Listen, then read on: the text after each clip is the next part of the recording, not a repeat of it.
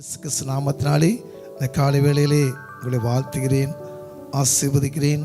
உங்கள் பலவீனத்தில் தெய்வீக சுகத்தை பெறுங்கள். யாக்கோப்பு 5ஆம் அதிகாரம் 14-15 வசனங்களை வாசிப்போம். உங்களில் ஒருவன் வியாதிப்பட்டால் அவன் சபையின் மூப்பர்களை வரவழைப்பானாக. அவர்கள் கர்த்தருடைய நாமத்தினாலே அவனுக்கு எண்ணெய் பூசி அவனுக்காக ஜெபம் பண்ண கடவர்கள். அப்பொழுது விசுவாசமுள்ள ஜெபம் பிணியாளியை ரட்சிக்கும். கர்த்தர் அவனை எழுப்புவார். அவன் பாவம் செய்தவனானால் அது அவனுக்கு மன்னிக்கப்படும். சில வியாதிகள் எவ்வளவோ மெடிசன் எடுத்தாலும் அப்போதைக்கு நல்லாகிற மாதிரி திரும்பி அந்த வியாதி வந்து கொண்டே தான் இருக்கும்.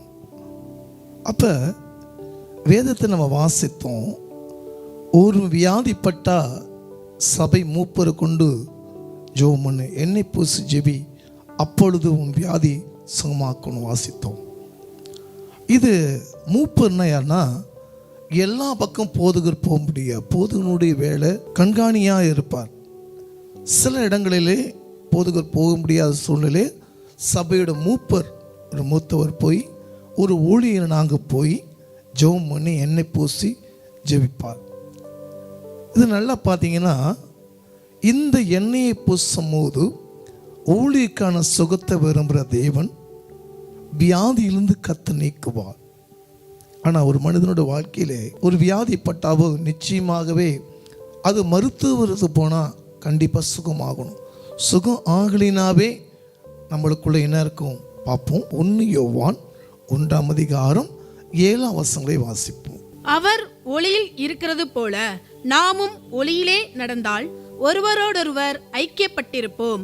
அவருடைய குமாரனாகிய இயேசு கிறிஸ்துவின் இரத்தம் சகல பாவங்களையும் நீக்கி நம்மை சுத்திகரிக்கும். உங்கள் பாவங்களை அறிக்கை செய்யப்பட வேண்டும். உங்கள் பாவம் தான் வியாதியை சாபத்தை கொண்டு வருகிறது. அப்போ இந்த பாவம் நீங்கள் எதில் விழுந்தீங்களோ, இந்த பாவத்தில் விழுந்தீங்களோ, அந்த பாவத்தை சொல்லி அறிக்கை செய்து விட்டு விடுவனோ இரக்கம் பெறுவான் என்று வேதம் சொல்லுகிறது. ஒரு சாதாரணமாக ஒரு காய்ச்சல், ஒரு தலைவலி, இதெல்லாம் பார்த்தீங்கன்னா தொடர்ந்து நான் மருத்துவம் எடுத்து நான் சரியாகலைன்னா பாவம் உனக்குள்ளே இருக்குன்னு அர்த்தம். அந்த பாவத்தை அறிக்கை செய்து நீ எவ்வளோதான் மெடிசன் எடுத்தாலும், சில பேர் சொல்லுவாங்க, நான் எவ்வளோ மெடிசன் எடுத்துட்டேன், டாக்டர் நம்பியிருக்கேன், 1 ஆண்டு 2 ஆண்டு பல ஆண்டு ஆனாலும் இது சுகமாகாது. ஏன்னா இது எதனால அந்த வியாதி வந்ததுன்னா, அந்த பாவத்து நிமித்தம் அந்த வியாதி வந்தது. அப்போ தான் ஒரு சபை மூப்பரை கூட்டு எண்ணெய் பூசி ஜெபிக்கும் போது கர்த்தர் அந்த பாவத்தை அறிக்கை செய்யும் போது கர்த்தர் உன் வியாதியிலிருந்து நீக்கிறார். முதல் காரியம். 2வது, பிறர் யாராவது குற்றம் சொல்லியோ குற்றமற்றவனாக இருந்தோமோ மற்றவங்கள பரியாசம் பண்ணாவோ மற்றவங்கள மன்னிக்கணும். இயேசு கிறிஸ்து சொல்றார், என்னை நேசிப்ப பிறரையும் நீ நேசிப்பாயாக. இப்போ பார்த்தீங்கன்னா சொந்த சகோதரனாகட்டும், சொந்த சகோதரியாகட்டும், சபைக்குள்ளாகட்டும், மற்றவங்களெல்லாம் பார்த்தீங்கன்னா மன்னிக்க மாட்டாங்க. என்னுடைய தகுதிக்கு போய் நான் போய் மன்னிப்பேன். சில பேர்த்துக்கு ஆசீர்வாதம் குறைவான காரணமே மன்னிப்பு பெற்றால் ஆசீர்வாதம். ஆதாமுடைய வாழ்க்கையிலே கர்த்தர் ஆதாமிடம் தான் கத்த கேட்டார், நன்மை தீமை அறியத்தக்க இந்த கனியை புசிக்க வேண்டாம் சொன்னது ஆதாமிடம் கொடுத்தார். ஆதாம் என்ன சொன்னார்னா, மன்னிப்பு கேட்காம ஏவாள் வலுசற்பத்தை வஞ்சதை சொல்லி, ஆனால் 2 பேருக்கு சாபத்தை உண்டாக்கினார்கள். உங்கள் பாவத்தை அறிக்கை செய்து விட்டு விட வேண்டும். அப்போ வியாதியில் நீக்குவார். அது செஞ்சு எனக்கு நல்லா இல்லை பாஸ்டர் அப்படின்னா, இதுதான் 2வது காரியம். பிறர் யாராவது காயப்பட்டு கோவப்பட்டு உன்னால் அவங்க வேதனைப்பட்டிருந்தா அது பாவம். யாக்கோப்பு 5ஆம் அதிகாரம் 16 வசனங்களை வாசிப்போம். நீங்கள் சொஸ்தமடையும்படிக்கு உங்கள் குற்றங்களை ஒருவருக்கு ஒருவர் அறிக்கையிட்டு ஒருவருக்காக ஒருவர் ஜெபம் பண்ணுங்கள். நீதிமான் செய்யும் ஊக்கமான வேண்டுதல் மிகவும் பலனுள்ளதாய் இருக்கிறது.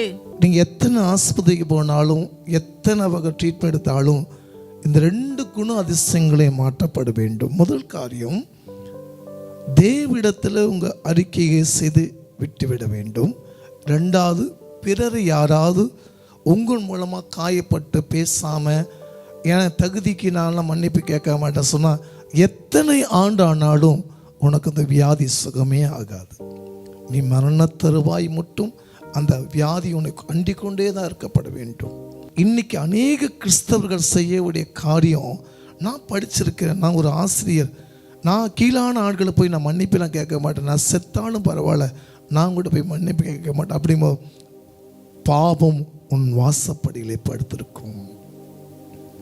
அப்போ அந்த 2 குணம் அதிசயம். ஒன்று, ஒரு மூப்பர் போய் சபை மூப்பர் ஊழியக்காரன் ஜெபிக்கும் போது, என்னை போசி ஜெபி, உன் பாவத்தை அறிக்கை செய்து அதை விட்டுவிடு. 2வது காரியம், அப்பயும் உனக்கு வியாதி மாறலையா, நீ யாராவது காயப்பட்டிருப்ப, உங்கள் அண்ணனையோ சகோதரனையோ சபைக்குள்ளேயோ வேலை இடத்துலையோ ஏதோ ஒரு காரியத்தை பண்ணியிருப்பீங்க, அவங்ககிட்ட போய் என்ன பண்ணுங்க, ஒப்புருவாகும். அப்போ தான் கர்த்தர் வியாதி இருந்த உன்னை நீக்குவார். இதுதான் உண்மை. இன்னைக்கு அநேக சபைகளில் பார்த்தீங்கன்னா இந்த வருஷம் சுகமாக்கும் டாக்டரே நம்பி இருப்பாங்க. ஒவ்வொரு ஆண்டும் எனக்கு வியாதி மாறல கண்ணமன் சொல்லுவாங்க, இவ வியாதிக்காரி, இவளை எதுக்குமே லாக்கி இல்லை. ஆனால் அவ்வளோ வைராக்கியமாக காசை போய் அநேக கால் கொட்ட முடியும். ஆனால் ஒருத்தர் போய் தயவாக என்ன பண்ண முடியாது, மன்னிக்க முடியாது. இயேசு கிறிஸ்து சிலுவையில் அறியும் போது கூட, பிதாவே தாங்கள் செய்கிறதில் அறியாமல் செய்கிறார்கள், தாங்கள் மன்னியும் என்று சொன்னங்காடி தான் அவங்க பூமியில் அவங்க வாழ்ந்தாங்க. கர்த்தர் தேவச்சனமே, அன்பில்லாதவன் தேவன் அறியான். உண்மையாக சொல்கிறேன், கோபம் இல்லாமல் வேணாம், பாவம் வேணாம், பொறாமை வேணாம், மேட்டியம் வேணாம். இயேசு போல நம்ம வாழ்க்கை வாழணும். கண்கள் மூடி ஜெபிப்போம்.